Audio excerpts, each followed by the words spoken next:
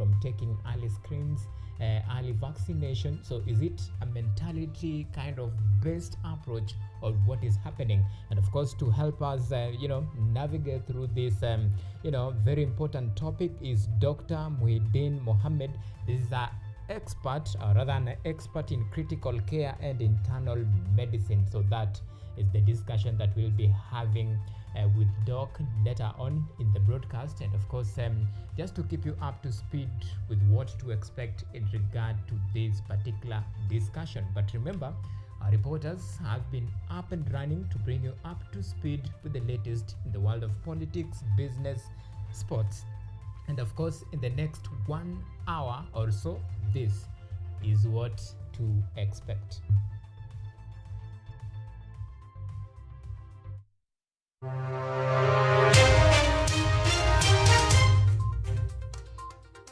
Tonight, death and injuries. At least 2 people feared dead, with scores nursing injuries as bus collides head-on with a tanker in Busia.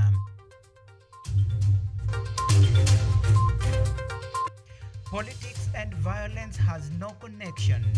Kindiki puts rogue politicians on notice, orders arrest and prosecution of those perpetrating violence.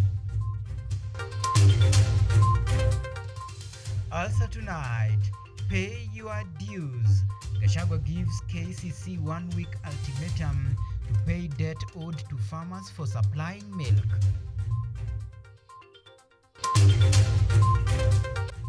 Plus, it is system all set.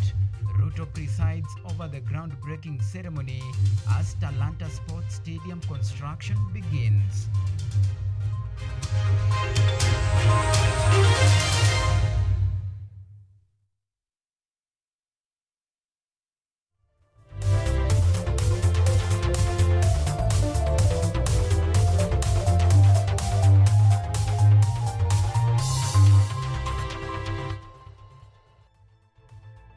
This is KUTV Primetime News with Auma Evans. Let's do this, shall we? Of course, my co-pilot tonight is Evans Odhiambo. Remember, you can follow this broadcast on all of our social media platforms. We are live on YouTube at KUTV News Live. You can tweet me at Auma Evans. Remember to use the hashtag Primetime News. So tonight we begin on a sad note, where 2 people have died after a bus belonging to Tamid Company they were traveling in burst into flames following a head-on collision with a fuel tanker along Busia-Kisumu Road, while others had nursing injuries at the Busia Referral Hospital. The bus that was heading to Mombasa from Busia collided head-on with petrol trailer that was heading in the opposite direction. Busia County Police Commander Mwachunga Chaunga confirmed that the deceased include the driver and co-driver of the oil truck.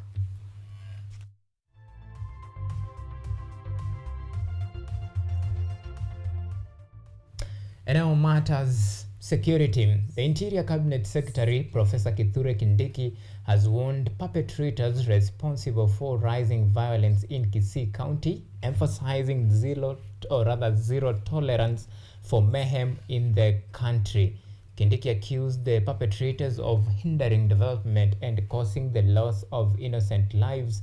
He cited political rivalry as notable between National Assembly Majority Chief Whip Silvana Sosoro and Kisii County Governor Simba Arati as a contributing factor to the ongoing violence. In efforts to control the rising cases of crime in Kisii County, the Interior Cabinet Secretary Kithure Kindiki has ordered for the deployment of a special security unit to the county. Kindiki, who was speaking during a meeting with security personnel from the county, stated that the unit is expected to conduct investigations and uncover the organizers, sponsors, and all individuals involved in criminal activities. And we thought we'd put our heads together and come up with a strategy on how we confront these criminal incidents so that we secure Kisii and make it a good place and make the people of Kisii go about their businesses without fearing criminals. To facilitate them, to secure their meetings, to make sure that their meetings are orderly, but it's also our business to punish them, to arrest them and prosecute them when they break the law. The CS also issued a stern warning to politicians who have a habit of inciting violence, directing security personnel to prioritize security issues by implementing various strategies to prevent crime, regardless of political affiliations and the status of the perpetrators. They should not try to think that we will consider anything else, except that they are organizing, financing, and inciting violence. It doesn't matter whether they are from what political shade. We will go after them and we'll arrest all of them. The deployment of the special unit in the area comes at a time when a series of insecurity incidences have been witnessed, especially during political gatherings, leaving residents living in fear. The current change of security officials, along with the deployment of a special unit, is expected to help restore security in Kisii County. Yvonne Kemuma, KUTV. And now Deputy President Rigathi Gachagua has called on KCC to pay up 3 months of debt owed to farmers. Gachagua, who was speaking in Embu County during the Embu Dairy Livestock and Fisheries Exhibition, applauded small farmers for their determination, urging other farmers to join in the bandwagon. Gracious Oganda has the details. Deputy President Rigathi Gachagua, who was in Embu earlier today to oversee the Dairy, Livestock and Fisheries Exhibition, commended small-scale farmers for their determination. He encouraged them to start small and grow their dairy businesses. Additionally, Gachagua issued a one-week ultimatum to Kenya Cooperative Creameries (KCC) to pay debts owed to the farmers who sold their milk to them. He also attributed the high prices of fertilizers to the former government policy. Nitamwambia waziri na watu ya New KCC, wale watu wameleta maziwa katika New KCC hawajalipwa miezi 3, by next week pesa yao ikuwe imefika. Serikali iliyokuweko ilikuwa imewachilia wakulima. Bolea ilikuwa imetoka shilingi 7,000 kwa 50 kg. Na rais ameingia, tumengangana, tumeteremusha, tunapoongea ni 2,500. Embu Governor Cecily Mbarire noted that only 33% of produce is sold formally, with the majority sold informally, which poses a challenge. Additionally, she mentioned that 2% of milk is lost in production. Mbarire also outlined the measures taken by the national government and the county government to improve dairy farming. In pursuit of progress, we must also confront the challenges of milk losses. Currently, we are losing about 2% of our total milk produced. Some of the interventions include, Your Excellency, capacity building. Tumekuwa tukisomesha wakulima wa maziwa katika cooperatives zao.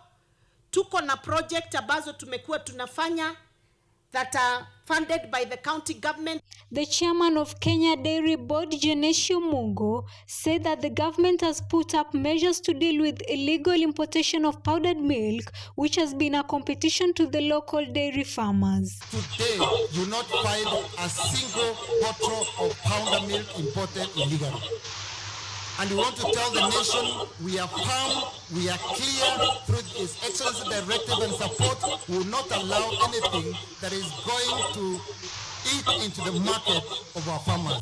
Kennedy, who is a farmer, has acknowledged the government's role in standardization of milk prices so that farmers can get a fair deal. He spoke of the challenges facing farmers, including the high cost of livestock feeds. Your Excellency, the production cost still remains very high at the farm level, considering the cost of inputs that we are getting. Some of us, an example at Mburugu, who are doing feeds, have had to incur a lot in terms of producing the milk. Embu youth have been urged to practice dairy farming in order to earn a living. Gracious Aganda, KUTV. Well, thank you, Gracious Aganda, for that. Now, the county government of Kilifi has been urged to formulate policies that will give adolescent girls and young women a voice to articulate issues affecting them without fear of societal backlash. Speaking during a forum to advocate for the agenda, Brenda Bakobai, ambassador for Her Voice Fund initiative in Kenya, asked the county government of Kilifi to give the agenda a priority by supporting the current committee. This story was produced by Cindy Minango. During a forum advocating for the agenda of giving adolescent girls and young women a voice, Brenda Bakobia, the Kenyan ambassador for Her Voice Fund, has called on the Kilifi County government to give adolescent girls and young women, famously known as AGYW, a voice to share and articulate issues affecting them. Brenda, who was speaking in Kilifi South constituency, stated that the beauty of the fund lies in its recognition of the power and experience of adolescents and its diversity. Today we are in Kilifi to advocate for the agenda of adolescents, girls and young women in their diversity. And the beauty of our Voice Fund is that we recognize the power and experience of adolescents in their diversity. Either they are young girls, young mothers, teen moms, young women living with HIV. We do recognize their power in that specific experience. Brenda also urged the county government of Kilifi to give the agenda of adolescents and young women a priority by supporting the current AGYW committee. And today we are asking the county government to push the agenda to the core so that it can be a priority, and making sure that they endorse the current committee led by AGYW. We are calling it to the Ministry of Health, Ministry of Education, and also the Sanitation Department so that they can endorse this for adolescents, girls and young women in Kilifi. Mr. Omar Bandika from the Rising Winners Youth Empowerment Initiative stated that currently only 13 countries of the sub-Saharan Africa are contributing to the global HIV infections, and that is why Her Voice Fund was founded, since it is a fund that was created by VIV Healthcare and Global Fund for Small Organizations, specifically for AGYW. Right now as we speak, only 13 countries of Africa, Sub-Saharan Africa, are contributing to almost 50% of the global HIV infection. So this is the reason why the Voice Fund has been brought in, and it is a fund that was created by VIV Healthcare and Global Fund for small organizations, specifically for adolescent girls and young women. Maria Mohammed, one of the residents of Kilifi, blamed poverty since most of the AGYW are unable to even get sanitary towels and have to rely on men who take advantage of them. Now let's switch gears to matters education. Kenyatta University, together with other partners of Captain Karauri Foundation, today celebrated the Kasarani Educational Day. The event, which was held at the Kenya Institute of Special Education, brought together various stakeholders in the Education Ministry, including the Education Cabinet Secretary Ezekiel Machogu and other partners. Students were encouraged to prioritize their education, as the government is keen to continue enabling all students to acquire quality education. So as a TV station, we are doing a lot of education content through our Elimu Live platforms. We are also having other shows such as Cutting Edge Research. So these are some of the ways in which we came to know about what Captain Ronald is doing at Kasarani, because we've also been able to cover a lot of talent showcase from within Kasarani still. So right now we are trying to partner with Captain Ronald Foundation in trying to give the youth in Kasarani practical media training, that is in camera production, videography, editing, and even content creation. Alright, now we are due for our first break here on KUTV Primetime News. Remember, we are tracking the conversation, and of course tonight we are talking about matters preventive healthcare, and of course that is the discussion that will be coming to you just after this short break. And of course I'll be taking to you and we'll give you, or rather we'll try to explore the areas concerning the reasons behind early preventive measures, and why it is really very important to take care, or rather to focus on this area of aspect, and that is the discussion that we are having tonight. So that discussion will be coming to you in just in and about, and of course keep it up and always keep it KUTV Primetime News. See you in a while.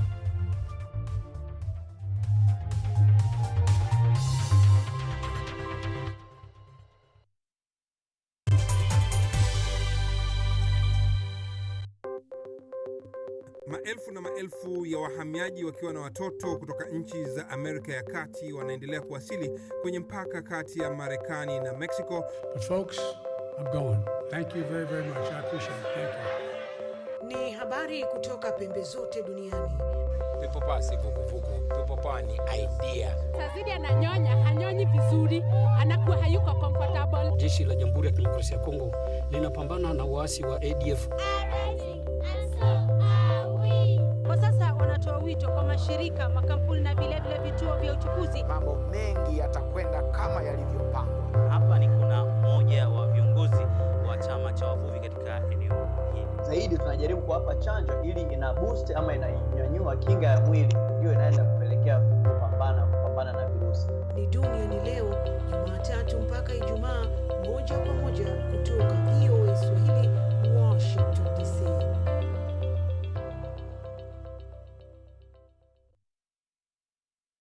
Are you an aspiring media practitioner, a graduate, or you just want to advance your skills in television production? Then welcome to Kenyatta University, where education meets innovation. KUTV, the premier university television station in Kenya, is now offering short courses in TV studio, field technical operations, and video editing. Through these courses, you will acquire hands-on skills on camera operations, media production, lighting techniques, audio-visual editing, and sound and visual control, and how to operate key equipment in modern TV control room. Enroll today at KUTV and discover your full potential in cutting-edge TV broadcasting. Graduates of these courses will receive professional certificates. For more information, visit our offices at KUTV Studios or call us on 020-870-4252 or 020-870-4255 or SMS us on 0739-110-544. KUTV, a new experience.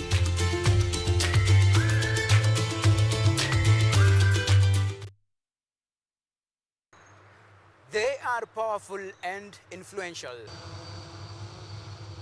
They make decisions in politics, education, finance, agriculture, health, sports, and all aspects of human life.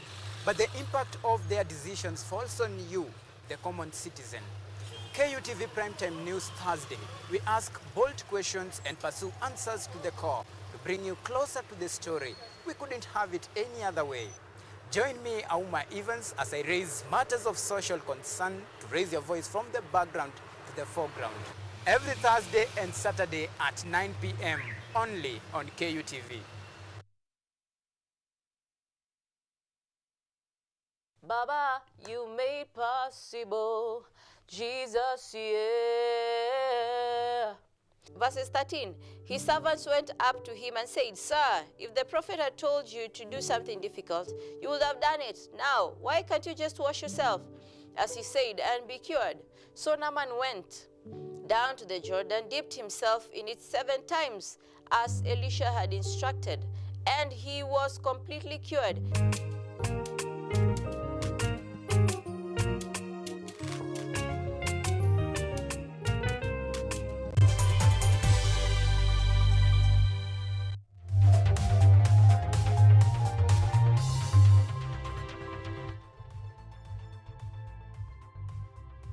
You are watching KUTV Primetime News with Auma Evans.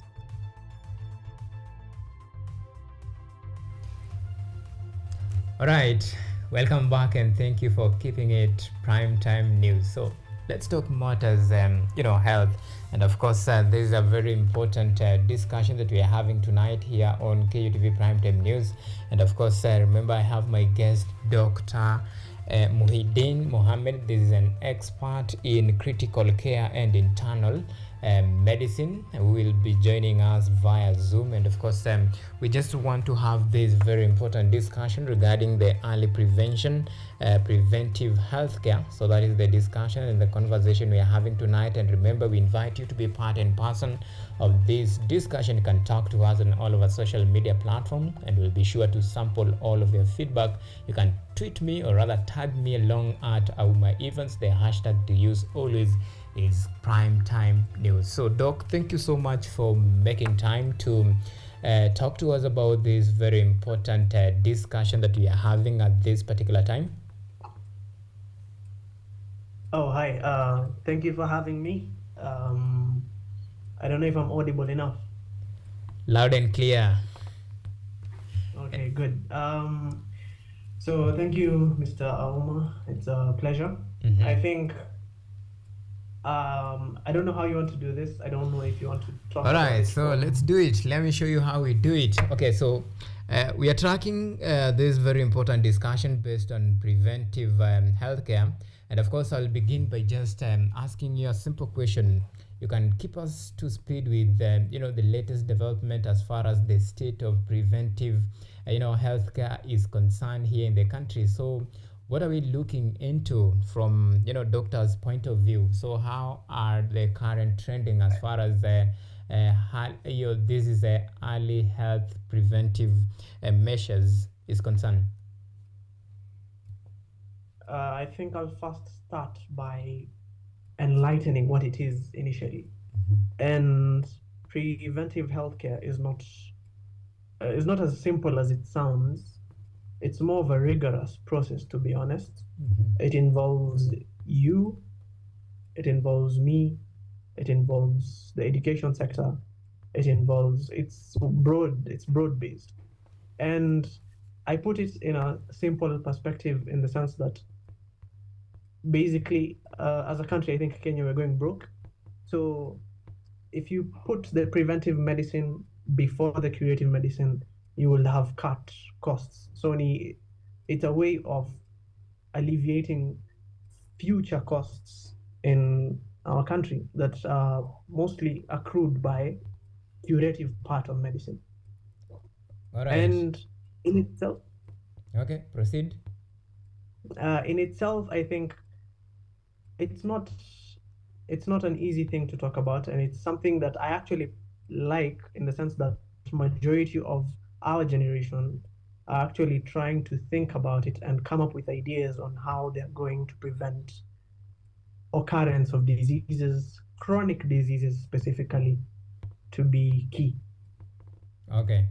Well, there is a common phrase that goes, prevention is better than cure. So talk to me about the importance of actually, preventing before we talk about even cure in the first place. So just how critical is it to, go for rather screening, early detection, so that you can prevent possibility of, the eventuality that might actually occur at any stage of your life. So how critical is it for we as Kenyans to actually go for prevention earlier so that you can know actually what is happening? You put it perfectly in the sense that you can catch it early. So that is one bit of it. And by catching it early I'll give you examples in the sense that majority of cancers, one of the chronic diseases is cancer. And for you to be able to detect it in some specifics or some types of cancer, they are quite asymptomatic. I'll give you an example. Ovarian cancers do not really project their symptoms until it's now a bit late. So if you are a person who usually goes for screening, you tend to see it quite early and sort it out quite early. Another example I'll give you is throat cancers. Throat cancers, they don't really show up until it's now here. And if you're an individual who engages in being proactive and you're able to get screened, then these are things which can be caught early. So that is one. Two is you are reducing the costs and the burden of treatment in cases of diseases which would require lifetime medication or lifetime follow-up until the time of death comes, because death is inevitable. That is another one. Better treatment outcomes. Again, if an illness is caught in the early stages, you stand a better chance of withholding its progression and being able to alleviate yourself from the future complications that it will come with. Okay. The other funny thing, or the last bit of it before I let you to come in, I think one of the biggest lessons we've had as a humanity, I'd say worldwide, is the pandemic. COVID was here, and the essence of screening, vaccinations plays a huge role, and understanding why prevention is better plays a huge role, in the sense that if we all go for screening, if we all are proactive about our health, then we get to prevent the onset of an epidemic or a pandemic or whatever kind of outbreak is just about to happen. So I think it is now essential that, considered we've already been bitten twice, so it doesn't make sense to be bitten again. We'd be a fool for that. So I think it's time for people to look at it from that perspective. Okay. All right.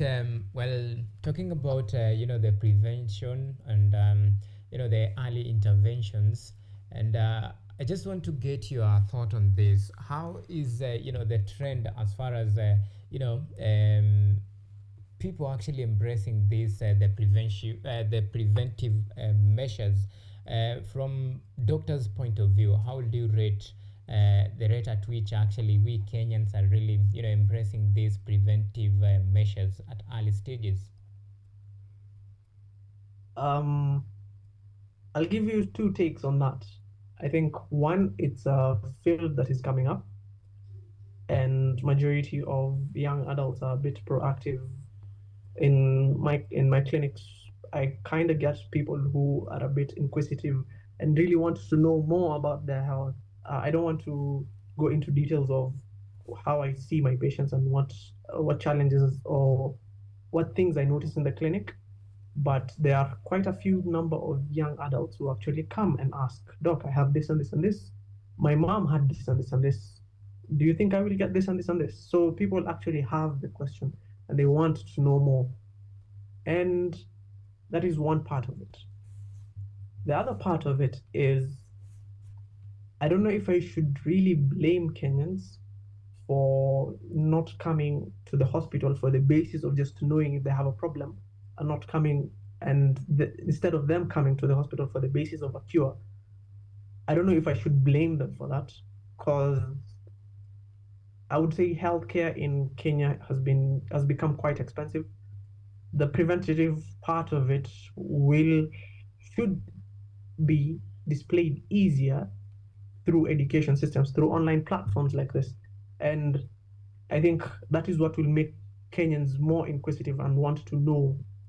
I want to save money on this. I don't want to have to buy drugs for the rest of my life. So what if I spend a few bucks, go see a doctor, let me learn what could be wrong with me, what I can do to prevent anything else from happening, and never have to deal with going for hospital visits for the sake of treatment and medication and follow-ups and all that. So looking at it from my experience in practice, I think the numbers still need a little bit of push, but we kind of have a good start.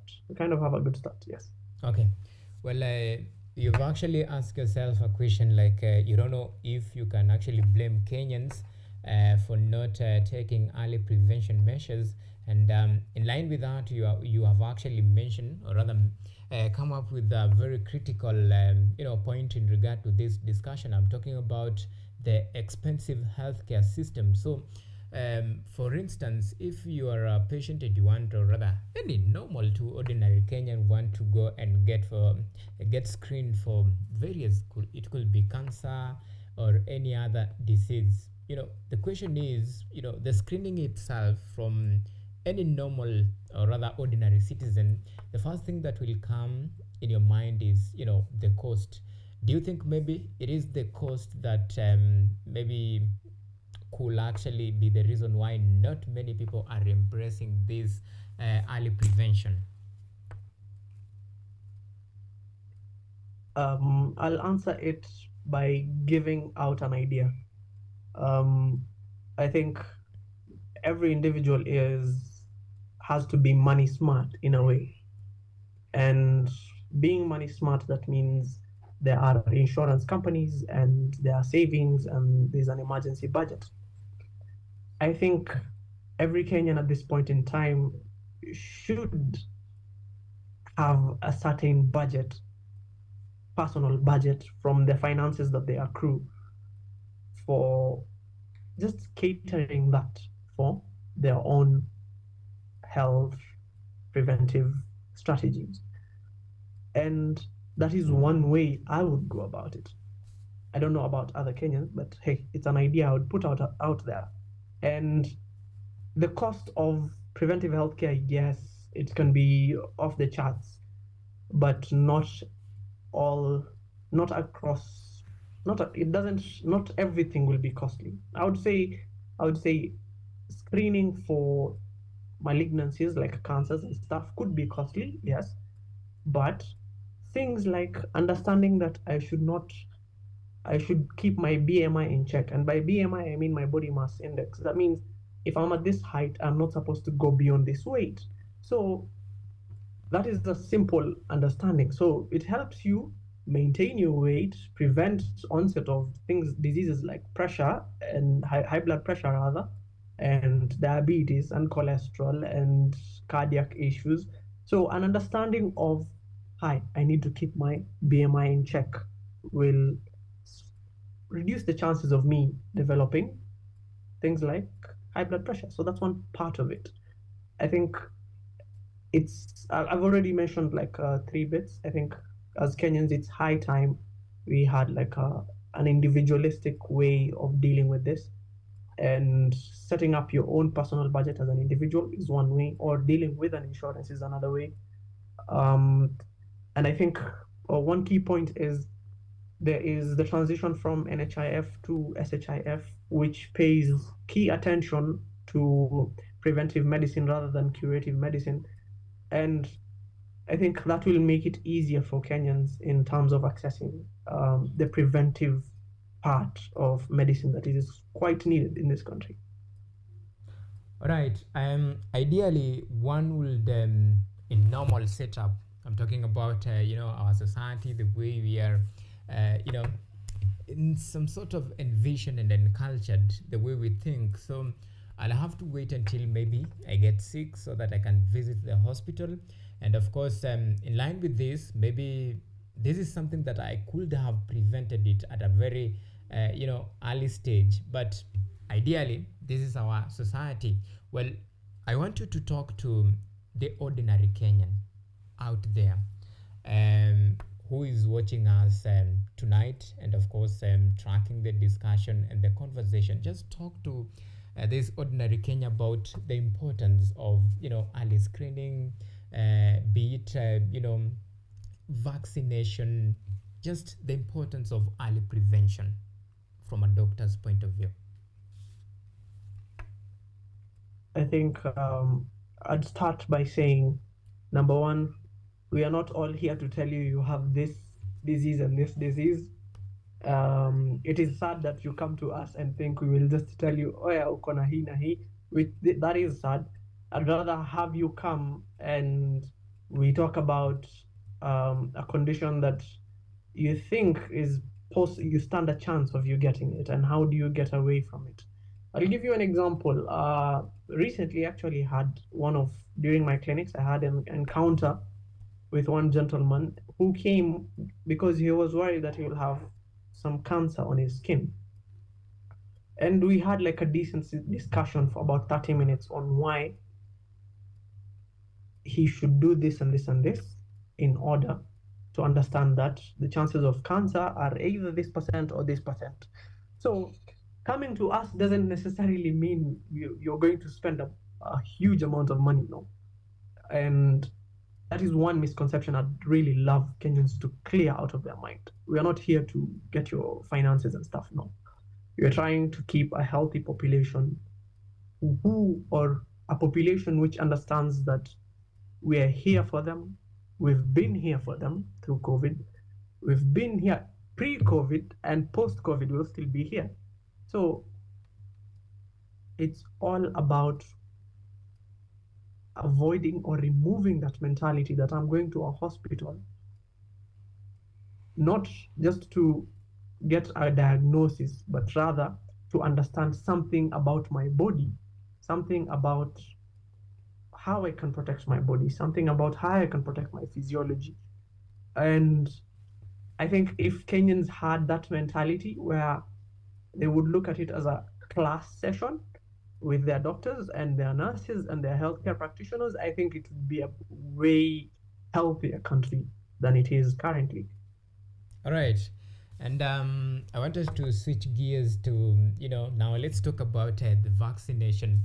Well, at what age, there is for children and of course for adult, at what age should one actually, go for this, screening and of course vaccination? At what age, Doc? I think the age bit of it is a very well put question. Screening would be, I would reclassify it into a man versus a woman or male versus female. And essentially, screening would start from day one. Because if you look at how the Kenyan health sector is, children are supposed to come for clinics from the ages of 0 to 5.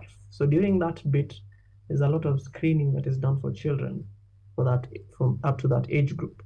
Now, what happens is they will still get their vaccines, they'll be monitored for weight, they'll be monitored for growth, they'll be monitored for their psyche and how they're developing.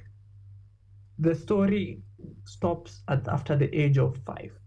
And after the age of 5, where now children are going to school, and there is very little conversation about, oh, is my child healthy or is my child unhealthy? There's very minimal conversation that goes after the age of 5. And I think it is high time that is had. But if you come back again to the dissection of screening for men versus women, there are quite a number of diseases and techniques on how we could screen for men. I'd start with men. Pardon me if there's any feminists in the house. Men over the age of 40 would be recommended to now start checking their prostate, screening for HIV. We know the legal age for consent of sexual intercourse would be 18. So would be necessary to start screening for HIV and STIs from the age of 18, but that doesn't limit it to the age of 18. If there's pre-exposure before that to coitus, then it would be essential. After the age of 20, I would really want to keep in check my BMI, and that is my weight and my height. So checking for things like lipid profile, my cholesterol levels would be essential. Checking for diabetes after the age of 20, because it's not just limited to people who are overweight who develop diabetes. No. I think it would be essential for Kenyans to now start looking at it. If I get 20, I'd want to have done. I want to know that I don't have blood sugar issues.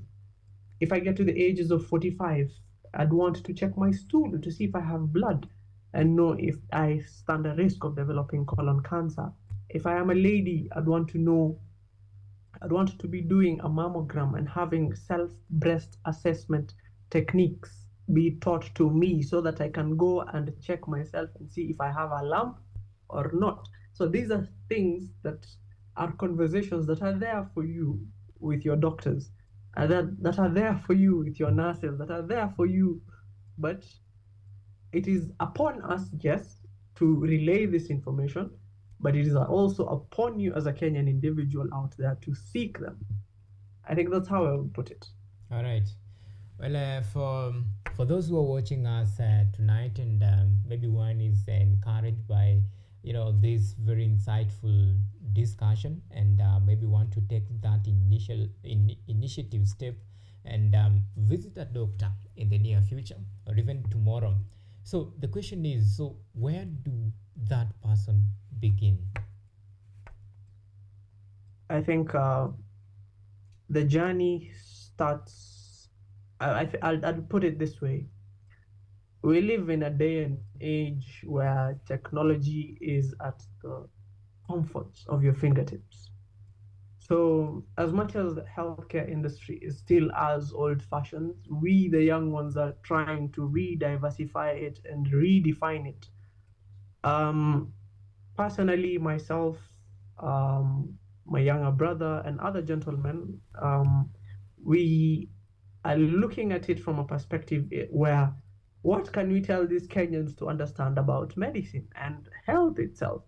So engaging with content and individuals who have such kinds of mindsets would help them get an exposure to it. That would be one.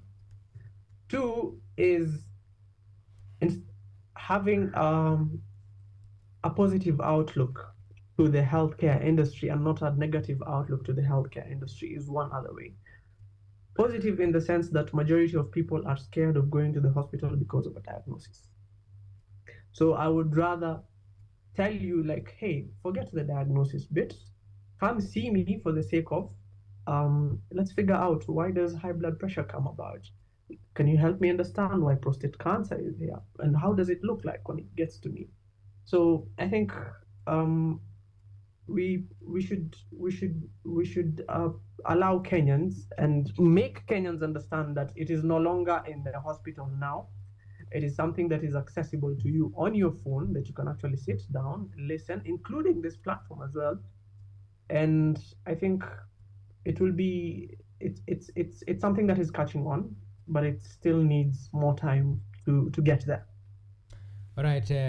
Well, Doc, I will give you the next 1 minute to actually for your, to make your closing remarks, even as we wind up this particular discussion. Thank you so much. Generally, it's been a pleasure.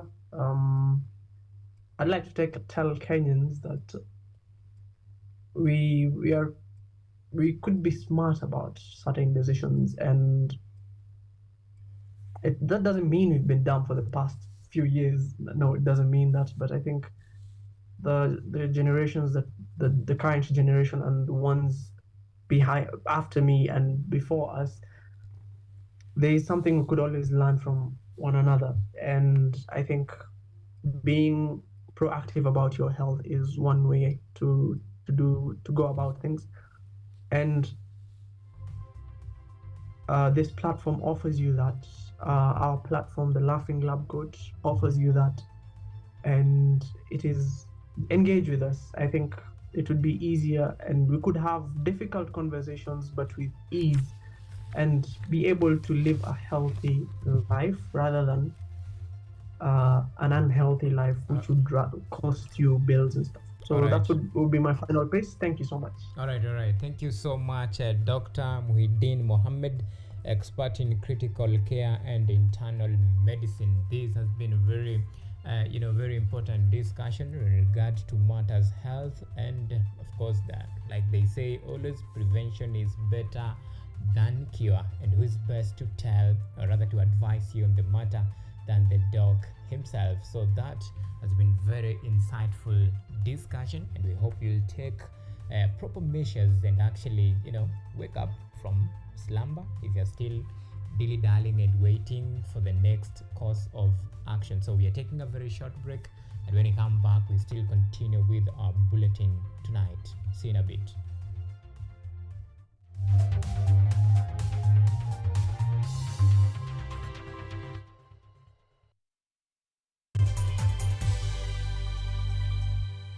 From the farm to the consumer, we explore agribusiness opportunities right here with you. Changamoto lingine ni soko saa ingine bei inashuka tu drastic, kama saa hii hoho imeshuka chini. On Money Monday, we explore business stories and engage business professionals as reference points for analyzing investment opportunities. Last year, the economy grew by 4.8%. And which is really an indication of the resilience of the economy. If we don't grow the economy, then we cannot have economic transformation. We shall bring you up to speed with everything taking center stage in the business world and the state of the nation. Join me, Ann Odida, every Sunday and Monday for captivating, entertaining, and informative stories at 9 p.m.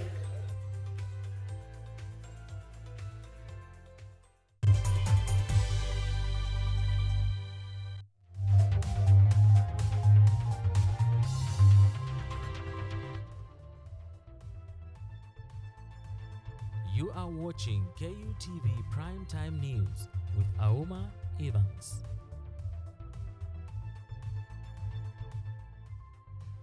Welcome back. Now, Cabinet Secretary for Public Service, Performance and Delivery Management Moses Kuria led ministry officials in an inspection tour of vocational colleges in Embu County as they launched the NYS Mashinani program aimed to boost the country's labor force. This is as primary school girls in Laikipia County have benefited from free sanitary pads from the government. The initiative is aimed at reducing rates of teenage pregnancies and school dropout. Let's get more from our very own Aisha Kweyu. Embu County has been picked for the NYS Mashinani pilot program that is set to boost the country's labor force through a joint initiative between the National Youth Service NYS and the Technical Vocational Education and Training TVET. While addressing members of the press at the governor's office in Embu, CS Moses Kuria announced that the government is planning to convert all vocational training centers to a joint center for NYS and TVET. So that even those employers who would want to use our labor, our youth, can come and work with us in the 26 VTCs in Embu County. Elsewhere in Laikipia County, primary school girls in the county have benefited with free sanitary pads from the government. The program aims to avert teenage pregnancies and school dropout. About 21,500 girls who are supposed to benefit. When the girls miss pads, most of the times they will opt to be out of school, and they go to look for pads, and in the process some of them engage in early sex, and in the process possibly they are given 50 shillings to go and buy pads or something like that, and in the process they succumb to teenage pregnancy. And finally, in Nyandarua County, police have seized suspected illicit brew stored in private houses used as refilling points. According to the police commander Omar Arero, security agencies are currently following more leads that could lead to the arrest of the suspected owner behind the operation of the seized brew. Police say the suspect managed to escape the police dragnet. So hizi ni pombe ambazo tunasuspect ile tunaitanga second generation alcohol ama counterfeit. Because vile zimepangwa itself in the crates, zingine zimejazwa mpaka mdomo, zingine hazina stika za KRA, zingine ziko na some particles ndani za hizo chupa za pombe. So hizi tunasema ni sumu, tunaweza kushika hizo pombe na mwenyewe ametoroka. 90 crates of diamond ice drinks and other assorted alcoholic drinks which are believed to be dangerous for the human consumption were confiscated during the operation. Aisha Juma, KUTV. Now, 25% of Eswatini's rural communities lack clean drinking water, according to Charity Water Aid, and another 40% of these communities do not have access to water. Nokuhanya Busi has the story from Nahopangwene in the small kingdom of Lupumbo region. Every day, Jabu Gamete makes a 2-kilometer trek to Mkulubane River, the only water source near a home in Mapungwane in the Lubombo region of Eswatini. Although the water is contaminated and her route is dangerous, with risks of theft and sexual assault, she says she has no other choice. As the seasons grow hotter and drier, the water we rely on is becoming scarcer. The well that has sustained us for so long is starting to run dry, and our future hangs in the balance. According to the United Nations, the annual mean temperatures in Eswatini have increased by more than 3 degrees Celsius between 1961 and 2000. These shifts have led to the decreased stream flows in primary river basins and heightened instances of waterborne diseases. We must wake up early to fetch water before going to school, negatively impacting our studies. By the time we arrive at school, we're already tired and often fall asleep in class. Our children are sick and our water is unclean. We have no other choice but to drink it, even though we know it will make us ill. International aid agencies such as Water Aid and World Vision International are working to address the water crisis in Eswatini by funding the construction of water filtering systems and new wells, as well as improvements to sanitation facilities. The Italian aid agency Corporation for the Development of Emerging Countries, or COSPE, is collaborating with the people of Mapungwane in the construction of a new water filtration system set to be unveiled soon. They raise their own issues, identify the problems affecting them as a result of climate change, and they also come out with some proposed solutions on how they can adapt, how they can address those issues. In 2023, the Eswatini government allocated funds to improve water supply schemes, which will benefit over 41,000 people. Nokukhanya Musi, VOA News, Mapungwane, Eswatini.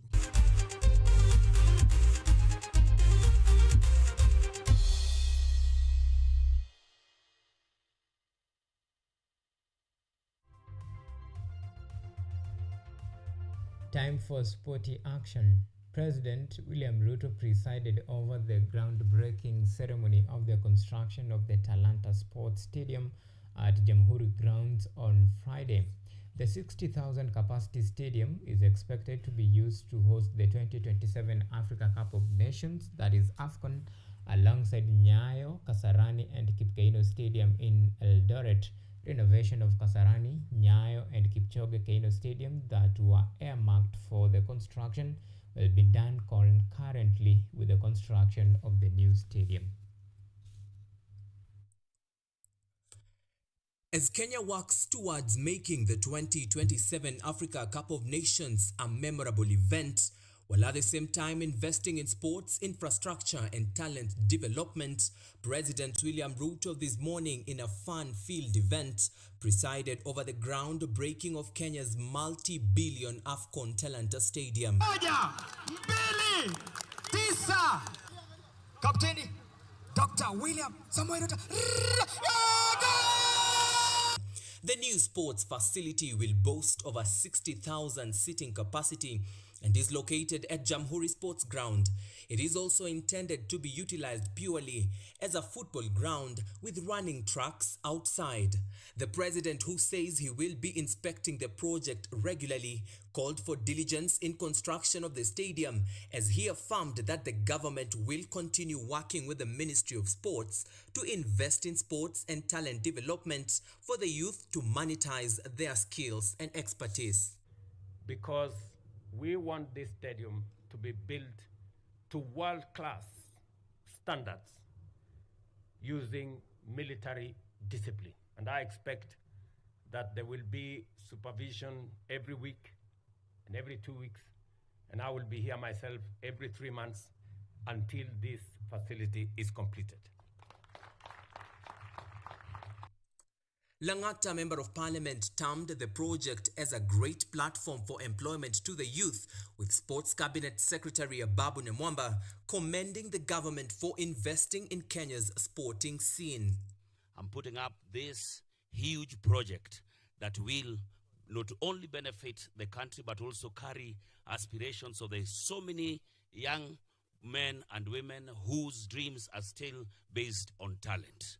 What we would request as a constituency, we border Kibra down this side and Dagoretti on this other end. When the contractor starts work, kindly tunaomba vijana wetu wapewe kazi, wakue hapa wakifanya kazi kila siku. In under 2 years since you ascended to office on September 13, 2022, you have performed a number of stunning miracles, quite literally. At the micro and granular level, sport is among those sectors that have immensely benefited from the miracle of your Midas touch. It has been miraculous win after miraculous win after miraculous win. On the other hand, Nairobi Governor Johnson Sakaja reiterated CS Ababu's challenge to Kenya's football team, Harambee Stars, to up their game and ensure they excel in 2027's AFCON event. I believe we're ready for takeoff. As hosts, we need to be ready to go deep into the tournament. Of course, as Ababu Namamba said, we cannot be eliminated in the first round of a tournament we are co-hosting. And of course, we want takeoff so that our country can continue to produce the talent and the successful footballers long after the tournament is over. China Road and Bridge Corporation, known as CRBC, will build the stadium under the supervision of the Kenya Defence Forces. As the cost of the stadium remains unannounced, similar projects across Africa like the Alassane Ouattara Stadium in Ivory Coast that hosted AFCON 2023 consumed up to 30 billion shillings. The construction of the stadium is scheduled to end in December of next year, and Kenya joins hands with Uganda and Tanzania in the Pamoja bid to co-host the 38th edition of the AFCON. Theo Masharia for KUTV.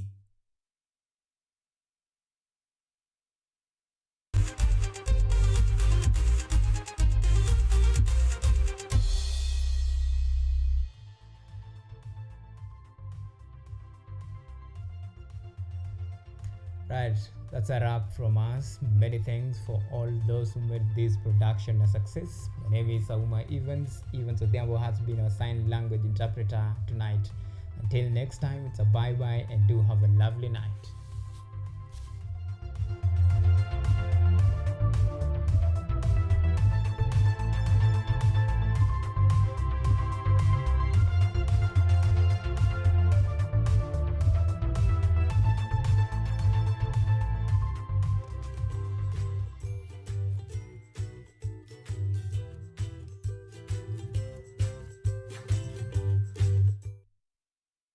Are you an aspiring media practitioner, a graduate, or you just want to advance your skills in television production?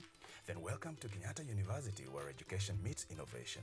KUTV, the premier university television station in Kenya, is now offering short courses in TV